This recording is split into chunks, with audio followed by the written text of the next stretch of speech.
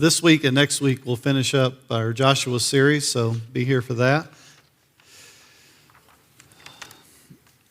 One of the most disheartening things about our information-saturated culture is how quickly we jump to conclusions. We see a headline, read a social media post, hear one side of a story, and within seconds, we've already decided what happened and usually made some type of character judgment about the people involved. And usually our character judgment is based on something external, who they are, color of their skin, or where they live, or different things like that. And we tend to fill in the blanks and assume motives and assign guilt before we know few, if any, of the details. And sadly, most likely, we're thinking of an example of how someone else did this, or someone else does this, and not how we tend to do it. Psychologists actually have a name for this. I'll put it up for you. Fundamental attribution error. And what that psychological term means is that we have a natural bias where we tend to explain our mistakes by our circumstances or our situations, but we attribute, there's that word attribution, we attribute other people's mistakes to their character and not their circumstances or situations. In other words, when someone else does something, we tend to think that's the kind of person they are.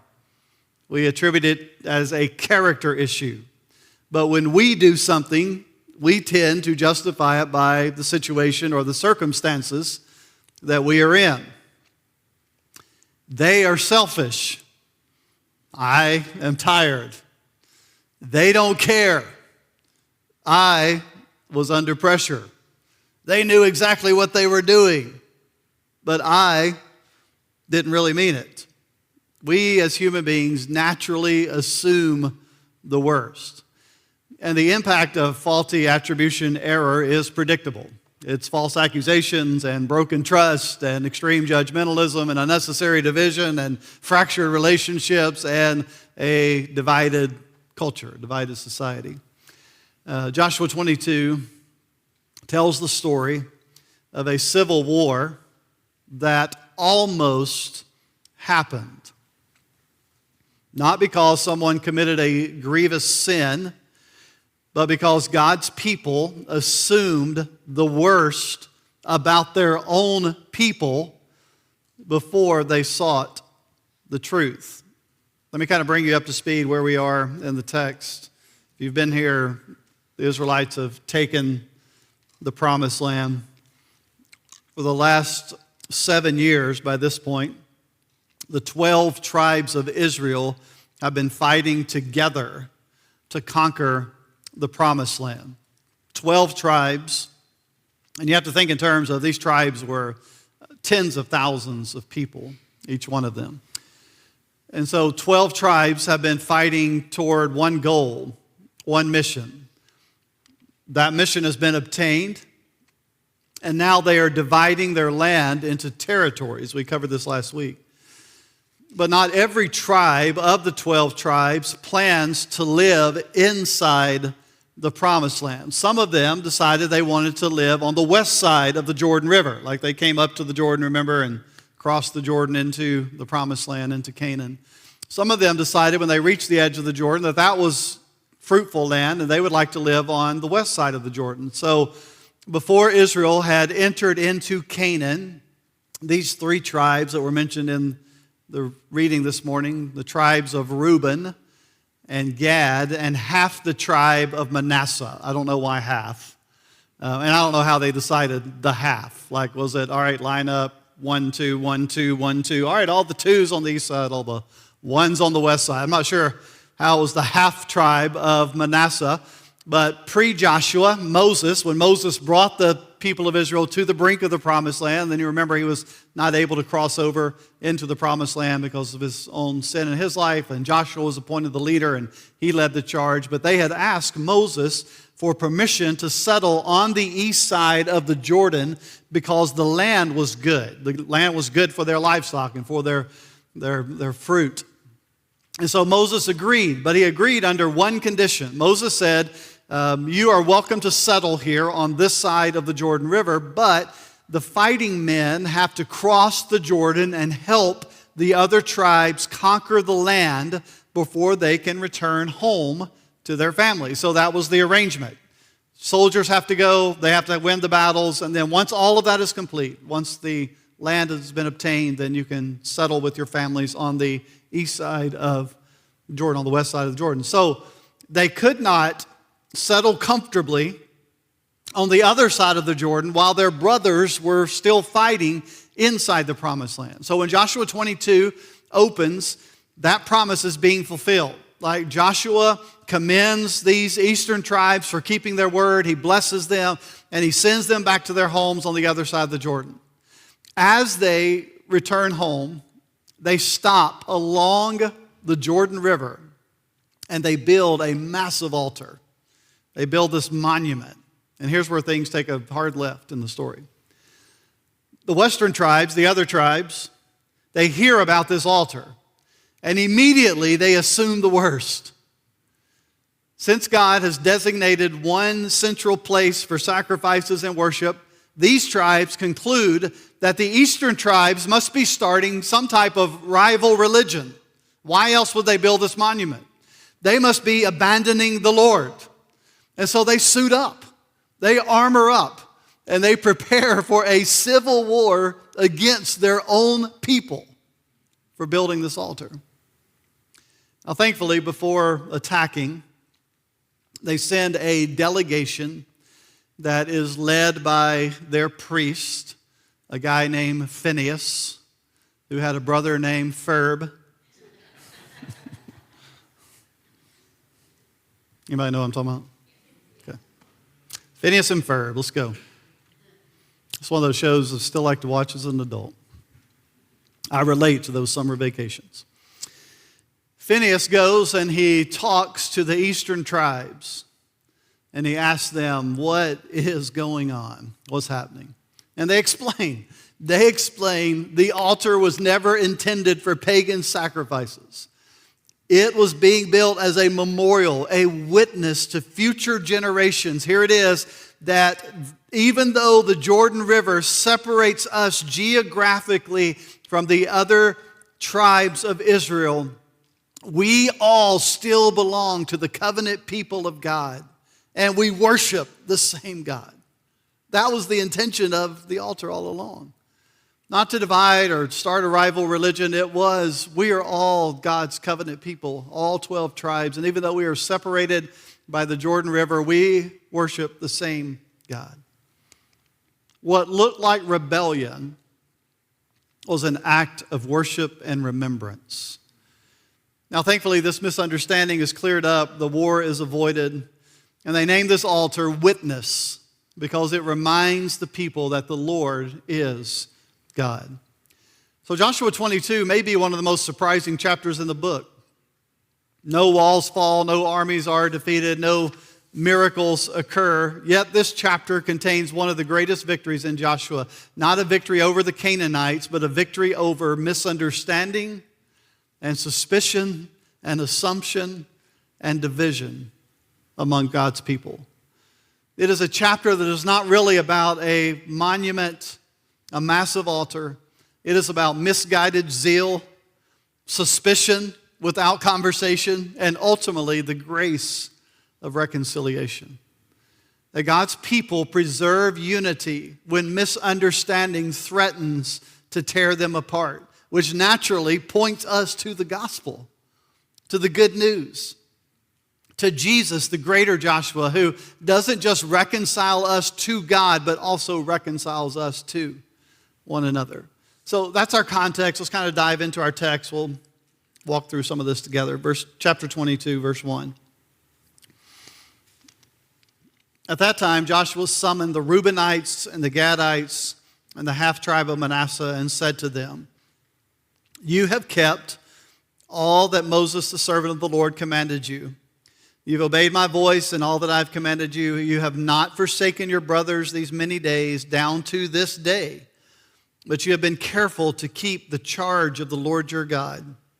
And now the Lord your God has given rest to your brothers as he promised them. Therefore, turn and go to your tents in the land where your possessions lie, which Moses, the servant of the Lord, gave you on the other side of the Jordan. Only be very careful to observe the commandment and the law that Moses, the servant of the Lord, commanded you, to love the Lord your God and to walk in all his ways and to keep his commandments, to cling to him, to serve him with all your heart and all your soul." So Joshua blessed them and sent them away, and they went to their tents. So peace has been made. Joshua sends the eastern tribes home. They fulfilled their end of the bargain, and so he blesses them. He reminds them, love God, obey God, and he sends them away, and off they go. Everything seems perfect. Everyone is at peace. All is good. And here is where the chapter should end. They go on their way. They're at peace, but it doesn't end there. It doesn't end there because misunderstandings often arise after seasons of blessing. Misunderstanding often arises after seasons of blessing. Some of our greatest relational challenges do not happen during the battle, but they happen after the battle. Some of our greatest challenges in relationship often do not happen during the battle, during the heat, during the intensity, during difficult decisions, but happen after the battle. Here's why. Because after the battle, expectations seem to change. Communication decreases. Man, when you're in the battle, you got to talk through stuff. You got to be engaged. But when the battle's over and things have calmed down, communication decreases. Assumptions happen in life. Motives shift. This is an important truth to learn. Unity is not maintained by good intentions. Unity is not maintained by good intentions. Unity must be intentionally pursued and protected. Man, you could think about every relational component in life. Think about marriage. You can want to have a good marriage. You can have good intentions to have a good marriage. But intentions do not give you a good marriage. You are unified in a marriage by pursuing it and protecting it. Right? You're unified in a relationship, marriage we're talking about here, when you're pursuing your spouse, when you're engaged in conversation with them, when you are seeking to understand them, when you're doing life with them, when you're living together and seeking to be on the same page and not just kind of coexisting. Very few people that I know enter into a marriage like, yeah, I'm going to give this thing a little bit of a run and hope we get along, and if we don't, we'll just end it and move on. Most people enter a marriage wanting unity, wanting to be one flesh, wanting to live a happy life, wanting to be connected to their spouse. They have great intentions. But if you do not seek that, pursue that, and then protect that, complacency happens. Miscommunication happens. I mean, we could break this down into every type of relationship. That happens with your kids. Like if you're not seeking unity with your children to make sure you're on the same page and talking through things together, fracture happens. It happens at marriage and home and family. It happens at work. It happens with friendships. Hey, wake up. It happens at church. I've been a part of the Big C church my basically entire life. I've been a part of churches that got along. I've been a part of churches that did not get along. Every single church I've been a part of, people have come and gone for different reasons. As a leader of the church, I can tell you that more often than not, people leave churches over miscommunication or misunderstanding. Something that could have been talked through, and even if it's an agree to disagree scenario, right? But there's assumptions that take place and misunderstandings and divisions, and there's a long list of reasons why people ultimately say they leave a church, of not getting fed or whatever, on that short list of reasons that people give, when the reality is they're leaving because of probably some type of miscommunication, assumption. The body of Christ is often divided over things like we're talking about. Unity is not maintained by good intentions. It's got to be pursued and protected. Let's pick up in our story, verse 10. And when they came to the region of the Jordan, that is in the land of Canaan, the people of Reuben, the people of Gad, the half-tribe of Manasseh, built there an altar by the Jordan, an altar of imposing size. How big did it have to be of imposing size? I don't know. Whatever your mind wants to take you, that's the size of imposing size. And the people of Israel heard it, said, "Behold, the people of Reuben and the people of Gad and the half-tribe of Manasseh have built the altar at the frontier of the land of Canaan in the region about the Jordan on the side that belongs to the people of Israel." When the people heard of it, the whole assembly of the people of Israel gathered at Shiloh to make war against them. So on their way home, these eastern tribes decide to build this large altar near the Jordan. And the other tribes hear about it and immediately conclude, they've abandoned God.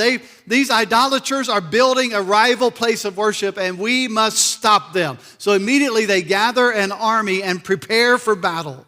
They're on the verge of a civil war because of faulty assumptions. Now, let me hit pause here. To be fair, these tribes are very concerned about protecting God's holiness. They know firsthand the consequences of idolatry and disobedience. Flash way back to the beginning of our series, we talked about the dude named Achan, like they saw firsthand what a violation of God's holiness. They had watched over years of time where disobedience leads. And so they want to make sure that the people of Israel remain true to the Lord. So this is important. Their concern and their zeal for holiness and the truth is not the problem. Their concern and zeal for holiness and truth is not the problem. The problem is they jump to a conclusion before they even have a conversation. Oftentimes, in our zeal to protect what we believe is the truth, we jump to conclusions. We make assumptions. We judge people without knowing the full situation. And if we're being really honest with each other, we do this particularly when it comes to people who are different than us, who have different political views than us, who follow a different religion than us, who are at a place different from us economically, on the socioeconomic scale, people who are racially different than us. We tend to jump to conclusions, make assumptions, judge people, believe the headline. We don't take time to understand. You know why? Because it takes time and effort and patience and humility and grace. Like we understand this at some level. Have you ever sent a text message that was misunderstood by the person on the other end? You meant one thing and the other person took it an entirely different way. You know why that happens, right? Because one, tone does not travel in text messages, right? Tone doesn't travel. If you know me, I'm a pretty sarcastic person. And so like text messages, like I got to be careful because my tone does not always translate. My little mom always liked to say, it's not what you say, it is how you say it. Tone does not travel well. Context gets misunderstood. And before you know it, you're in an argument with your thumbs that never needed to happen. Motives are assumed that could have been avoided. If you go back to our James series, it's why James said to us, be quick to hear and slow to speak and slow to anger. We tend to reverse that order. We are quick to speak and quick to become angry and very slow to listen. And our assumptions often create unnecessary division. Now, thankfully, this story does not end with a civil war. Let's pick up in verse 21. And the people of Reuben, the people of Gad, and the half-tribe of Manasseh said in answer to the heads of the families of Israel. So, again, they've sent this delegate there. If you want to go back and kind of read the text that we're skipping over, they talk about all those things like preserving the holiness and not rebelling against God. They throw Achan in there as an example. And so they're learning what's really going on here. And so 21 is that explanation. The people of Reuben and Gad, half-tribe of Manasseh, say in answer to the heads of the families of Israel, the mighty one, God, the Lord, the mighty one, God, the Lord, He knows. And let Israel itself know. If it was in rebellion or in breach of faith against the Lord, do not spare us today for building an altar to turn away from following the Lord. Or if we did so, to offer burnt offerings or grain offerings or peace offerings on it. May the Lord Himself take vengeance. No, but we did it from fear that in time to come to your children might say to our children, what have you to do with the Lord, the God of Israel? For the Lord has made the Jordan a boundary between us and you. You people of Reuben and the people of Gad, you have no portion in the Lord. So your children might make our children cease to worship the Lord. Therefore, we said, let us now build an altar, not for burnt offerings, nor for sacrifice, but to be a witness between us and you, between our generations after us, that we do perform the service of the Lord in His presence with our burnt offerings and sacrifices and peace offerings. So your children will not say to our children in time to come, you have no portion in the Lord. And we thought, if this should be said to us or to our descendants in time to come, we should say, behold, the copy of the altar of the Lord, which our fathers made, not for burnt offerings, nor for sacrifice, but to be a witness between us and you. Far be it from us that we should rebel against the Lord and turn away this day from following the Lord by building an altar for burnt offering, grain offering, or sacrifice other than the altar of the Lord our God that stands before His tabernacle.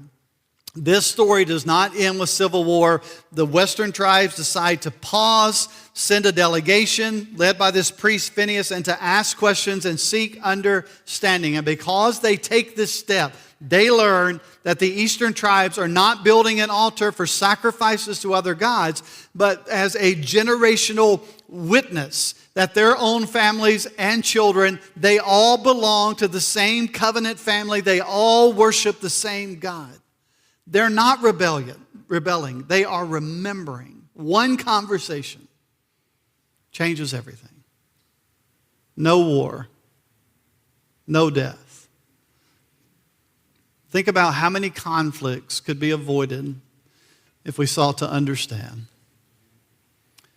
Instead of accusing or assuming, conversation has the power to accomplish what confrontation and assumption cannot accomplish. Verse 30, let's read the end of this. And Phinehas the priest and the chiefs of the congregation, the heads of the families of Israel who were with him, heard the words that the people of Reuben and the people of Gad and the people of Manasseh spoke. It was good in their eyes. And Phinehas, the son of Eleazar the priest, said to the people of Reuben, people of Gad, people of Manasseh, today we know that the Lord is in our midst, because you have not committed this breach of faith against the Lord. Now you have delivered the people of Israel from the hand of the Lord. When these leaders hear the explanation, they denounce their assumption. They rejoice. They say, now we know.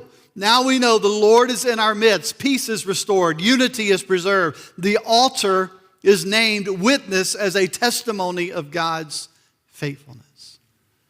So this kind of unusual story here in Joshua 22 illustrates for us what life should look like among people who believe in and follow the same God. Unity matters to God. I didn't say uniformity. I said unity matters to God. And so what that means is working for reconciliation matters. Striving for peace matters. Now again, all of this is pointing forward outside of itself to the gospel. The gospel takes this idea to a deeper level with Jesus, who is the greater Joshua. And he's described in the New Testament as our peace, that Jesus is our peace, that Jesus is peace. You see, Joshua held 12 tribes together, but Jesus brings together people from every tribe, every nation, every tongue. You see, Joshua preserved the unity of Israel, but Jesus creates a new humanity that is brought together through his blood.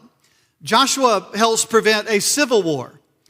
Jesus ends the greatest war of all, the war between sinful humanity and a holy God. Paul picks up on this theme in Ephesians chapter 2 when he says that Jesus himself is our peace, and that his language there is that he has broken down the dividing walls and reconciles us both to God and to one another through the cross. Think about that. The greatest divide in human history was not between warring nations or feuding families or fractured marriages. The greatest division was between heaven and earth, between a holy God and a sinful people. And God did not merely send a delegation to ask questions. No, God came himself. God the Son took on human flesh and entered into our brokenness and bore our guilt and made peace by the blood of the cross. And here's what that means for us. Here's kind of our gospel takeaways from Joshua 22. One, it means for us that because Jesus pursued us, we pursue others. This is gospel living. Because I've been pursued by him, I should pursue others. We've talked about this in different series, like go back and listen to the Forgive series of a couple of years ago. And we talked about this so much in depth. Here's what I would say to us, like, don't wait for people to come to you. We don't wait for people to come to us when there's division. We take the first step. We make the phone call. We have the conversation. We initiate reconciliation. We pursue peace. You say, Devin, you don't understand. You don't understand what they did. There's no remorse. They don't desire it. When I frame things that way, guess what I'm really doing? I'm failing to understand the depth of my need for reconciliation with the holy God. You see, when I understand the good news of the gospel, and when I understand God's pursuit of me, then it becomes a more natural step for me to seek reconciliation with others because I recognize what God has done for me. That I recognize that God pursued me then when I necessarily didn't care if he did or didn't. That I recognize that God took the necessary steps to redeem my sinful relationship. Then when God reconciled my broken relationship with him, that he took the step, that he made the initiative, that he made the phone call, in essence. I pursue others because I've been pursued. I'm not saying it's always going to be clean and tidy and work out and everything's going to be right, put a bow on it and everything's good. I'm not saying that, again, go back and listen to the Forgive series. I'm not saying that there's always the rebuilding of the kind of deep relational intimacy that maybe has been destroyed by sin. There are consequences for those type of things, and you got to be able to navigate that through the lens of the gospel. But what I am saying is when division happens, that we should be people that first and foremost are pursuing reconciliation because we have been pursued by Him. That the good news frames our life different. It frames how we respond different. That we are peacemakers, first and foremost. So, because Jesus has pursued me, I seek to pursue others. Here's another gospel takeaway that I would just love to remind us about this morning, like so relevant. Refuse to assume the worst so quickly. Refuse to assume the worst so quickly. The gospel reminds us just how patient God is with us. How patient He is with us. So be patient with others.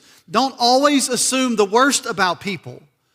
Seek to assume the best. Allow people to explain. Here's the way I like to phrase it in my life. I want to give a lot of space for grace. I want to give a lot of room for error. Because you know what? Because I need it. I need space for grace. I'm going to get misunderstood. I can tell you, my personality, the way I respond to things, I don't mind confrontation. Like, I need space for grace. I'm going to need it. That's awesome timing.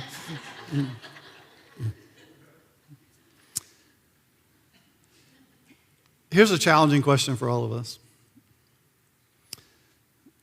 When was the last time that you sought to truly understand someone you disagree with?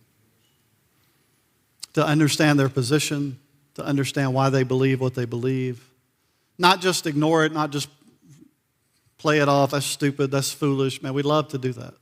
When's the last time that I really sought to understand someone else's opinion, position, religious beliefs, political beliefs, easy to dismiss?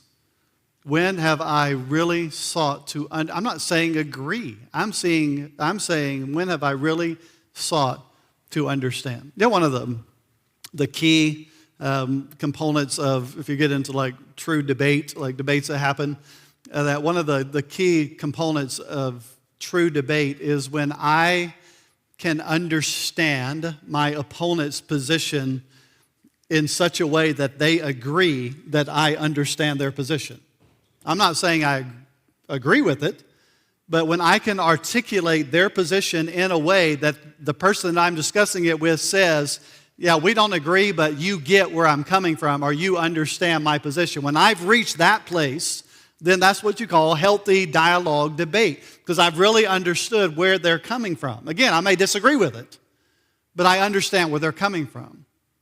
I'm afraid in our culture and time, we're not even willing to take the steps to truly understand because it's just easier to dismiss. It's easier to push aside. It's easier to disagree. And what would it look like if we as people of faith that claim to follow Jesus, who is peace, what if we assume the best in people and not always the worst, regardless of what's going on? That I'm going to assume the best and refuse to fall into this trap of always assuming the worst so quickly. The way that, I don't have time to chase this, but the way that kind of breaks down in church life, here at City Church, we talk about open hand, closed hand issues, or concentric circles is the one that most people here remember. Where we say, man, those things in that center circle of what it means to follow Jesus, those are non-negotiables. Like, we have a core circle of beliefs that we hold to of what it means to be a Christian.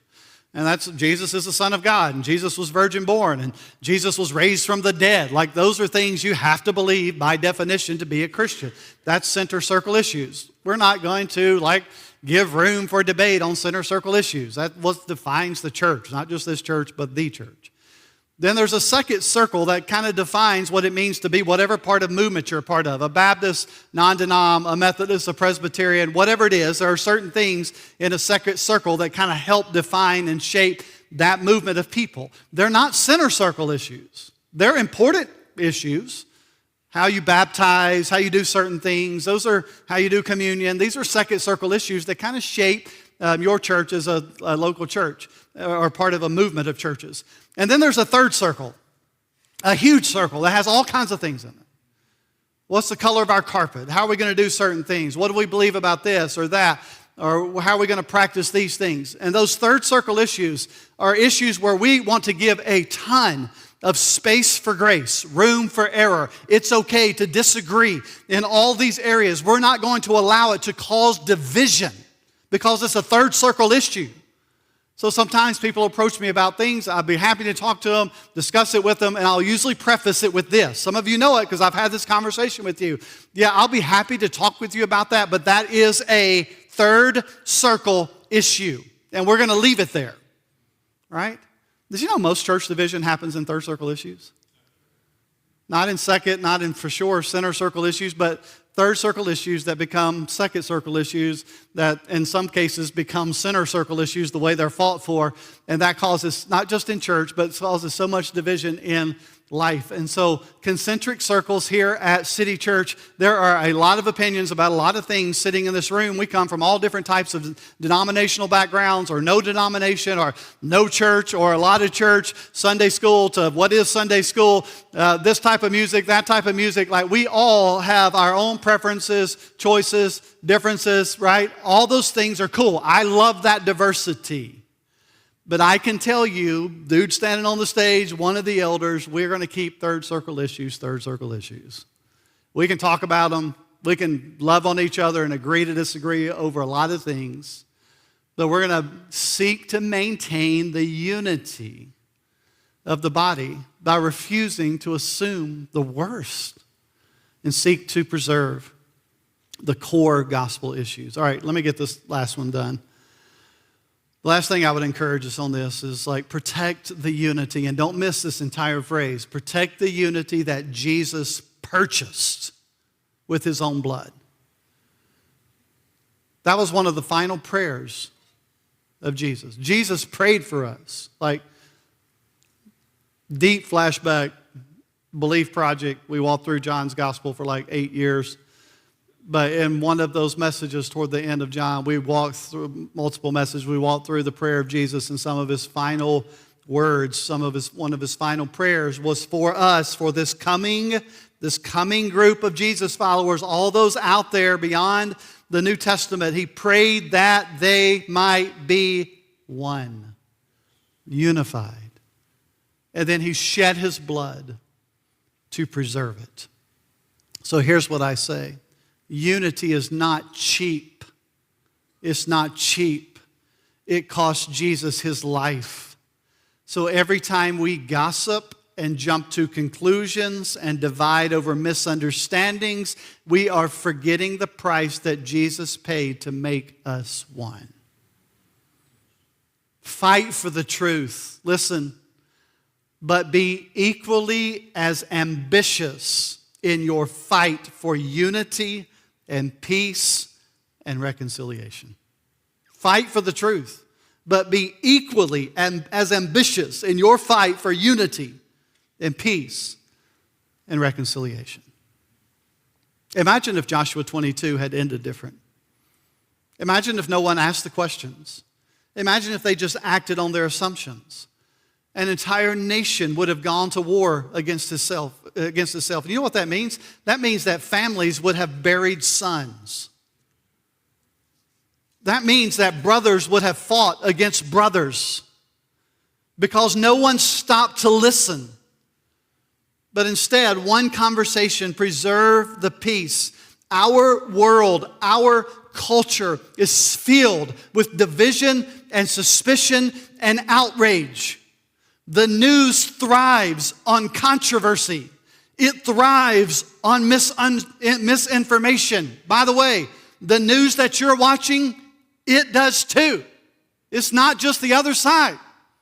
Doesn't matter to me if your TV's tuned into Fox, CNN, MSNBC. They all move forward by misinformation and controversy. Can you look at me and agree? You get that, right? Be careful. Be careful. Social media monetizes clickbait. It pays people money to create clickbait. This is the world we live in. Everything around us screams, assume the worst. And if we're being honest, we fall into the trap, particularly when it is someone we disagree with. But the gospel invites us to a better way. Jesus crossed an infinite divide to make peace with us. He drew near. He spoke truth. He extended grace. He bore our sin to reconcile us to the Father. And because we have been reconciled by the greater Joshua, we are called to be people who pursue reconciliation and peace with others. So before we jump, before we assume, before we talk, before listening, pause. Stop. Ask. Pray. Listen. Be quick to listen and slow to speak. And remember, there's a memorial here in this text. Remember, the same Savior who made peace between God and sinners is still making peace among His people. And that is a peace that's worth fighting for. Let's pray.